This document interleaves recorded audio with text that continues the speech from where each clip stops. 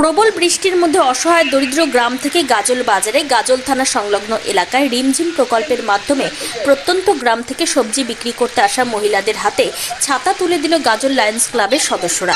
সকাল 10টার পর থেকে অঝোরে বৃষ্টি পড়েই চলেছে। তার মধ্যে এই কর্মসূচি বৃষ্টি থামার অপেক্ষা না করে লায়ন্স ক্লাবের সদস্যরা বৃষ্টির মধ্যে দরিদ্র মহিলাদের হাতে ছাতা তুলে দিল।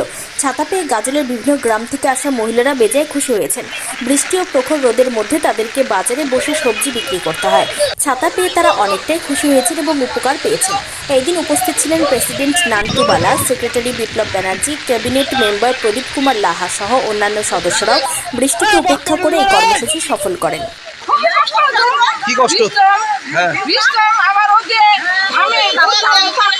হ্যাঁ, তারপর আজকে কি পেলা?